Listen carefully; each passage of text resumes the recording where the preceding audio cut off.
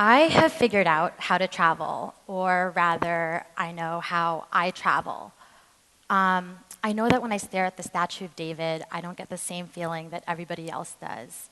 And you can't even see the Eiffel Tower from my favorite place in Paris.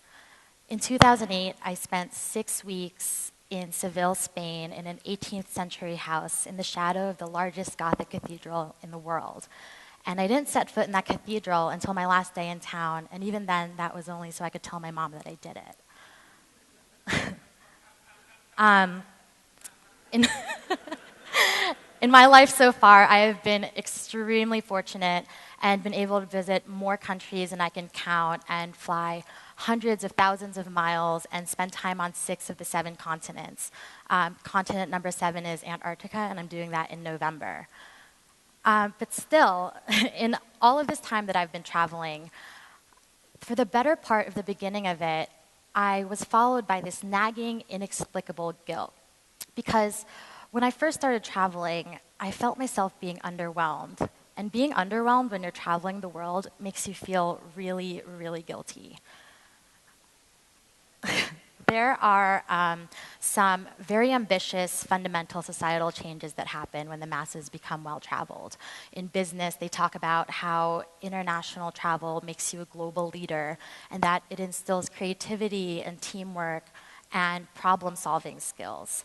And for humanity in general, there's that cultural awareness that you get from seeing parts of the world and an open-mindedness that you can only attain from doing things that were once foreign to you.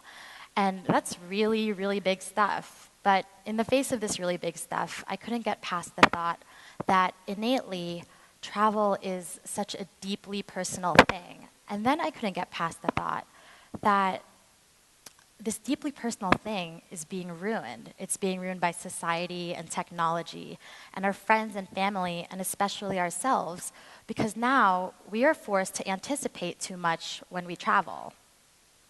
So let's back up a little bit. Why do we travel? We travel for a lot of reasons, but we travel to resolve our desires, to take a break from the continuity of who we are at home.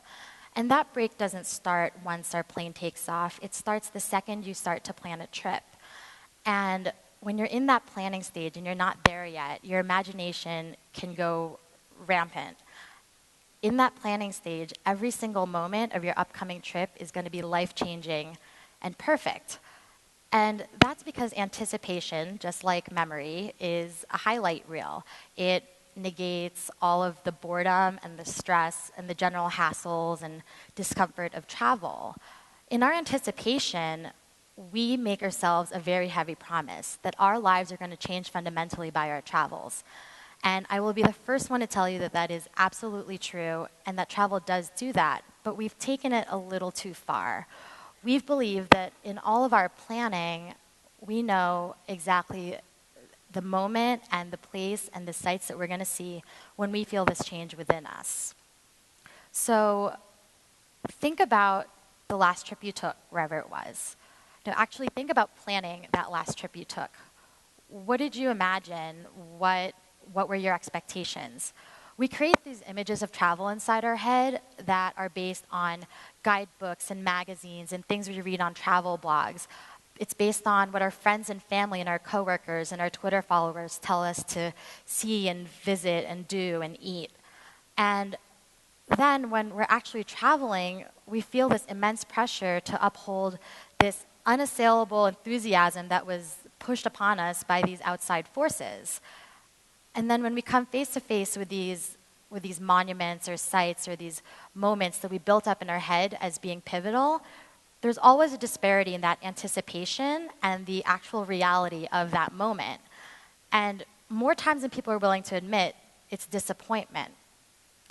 Anticipation, in this sense, turns into obligation, and obligation turns into this sense of loss and missing out. It's that feeling that you get when you've been standing in line to see the Mona Lisa for 4 hours, and you finally come face to face with her with that wooden rail and the plexiglass in between you. And all you can think is, that's it?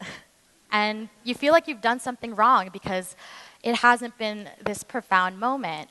And so with this mindset, travel has become this checklist that we think some some moment of clarity and some catalyst of change is going to come out of. Oh, sorry. Hair problems. So travel has become this checklist in which we think this catalyst of change is hidden. Now, why do we let people define our expectations like this? Why do we, if travel is this intensely personal thing, this manifestation of our individual pursuits of happiness, why do we let others shape it? But even worse, why do we continue to perpetuate the cycle when we get home? Even if we've seen no certain magnificence or even significance in the sights that we've been told to see and the things we've been told to do, we go home and share these stories with the same passion and the same fervor as the stories that were passed on to us. And it doesn't make any sense. Oh, you're going to Rome? I just got back. You have to go to the Spanish Steps. But nobody tells you about the hordes of people sprawled out on the ground that are impossible to maneuver around. And everybody leaves out the part about being in a historic piazza in the middle of Rome with thousands of people, but surprisingly nobody's speaking Italian, and everybody is inexplicably covered in sweat and the stickiness from that subpar gelato that they sell over there. And in that present moment, you realize that humidity does exist in Rome, and you're not Audrey Hepburn in Roman Holiday. My first time in Rome, I was at the Piazza di Spagna, and it took me maybe 45 minutes to an hour to finally find a seat on the steps that I wanted to sit down and get settled and kind of wait for this moment that everybody told me would come once I got there. And it didn't, so instead I wrote a postcard about my feelings and my emotions, except the postcard read, "Sitting on the Spanish Steps, this is absolutely incredible. Rome will stay with me forever." So even in that moment of disdain, I was already cutting my highlight reel. And again, that's that guilt that comes with feeling underwhelmed at all these things that people told you would be perfect. And don't get me wrong, it hasn't always been like this. And most of the time, it's not like this. I can stand here for a long time and talk to you about how my heart still races when I think about running with the bulls in Pamplona, or that after 4 times, the Grand Canyon still makes me cry, and that I still swoon over the views from the top of Prague Castle, and the first time I stood under the delicate arch in Moab, I actually squealed. But I can also tell you that all of these moments in which I found completeness and that were profound to me, they could do absolutely nothing for you. That profoundness that people need when they travel, that monumental feeling that's supposed to come over you when you see a monument, well, a lot of times that comes in different forms that nobody ever talks about. So, one of those things for me is when the landing gears and the flaps are extended and we're in the final descent into our destination airport, and I get this sense of adventure and beginning that I can't really convey. But I've never written a postcard about that, because what am I supposed to say? My plane landed, wish you were here. And it's those small moments in airports and stores and side streets that are never a plan, and they're never a part of that grand adventure that you have in your head. And unfortunately, they're rarely a part of the stories that you tell when you get back. And this isn't irrelevant, this isn't irrational, it's not even rare. A lot of studies have actually shown that the bulk of the happiness that comes from travel is in the anticipation. And researchers have found that this pre-vacation planning and anticipation can boost your happiness for as much as 8 weeks per trip. I don't know how they did that survey. But what happens when everybody comes back? Only the tiny, tiny fraction of people who actually rated their trip at the very highest level of the scale came back and continued to further their happiness. And everybody just went back to who they were before they started planning the trip, if not worse, because now they're in that post-vacation stress mode. So our society derives happiness from the anticipation, and that needs to change. We need to experience things and find happiness from that.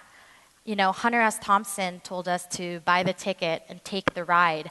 He didn't tell us to look up the ride on TripAdvisor and compare it to similar rides with other reviews. Know that movement in itself will evolve you. When you don't pinpoint change to a certain location or a certain moment, you'll find that you return a completely different person. Now, my approach to travel has changed a lot since that very first trip to Rome when I was younger, and I obviously think about it in a lot of different ways. But that last night of that trip, I was walking home from a long, slow dinner and wandering back to my hotel, and I had made a wrong turn somewhere, and I looked, and all of a sudden I was at the top of the Spanish Steps in the middle of the night with only a few people in sight, and it was quiet and absolutely magical. And I sat down, and I thought to myself, this is absolutely incredible. Rome will stay with me forever.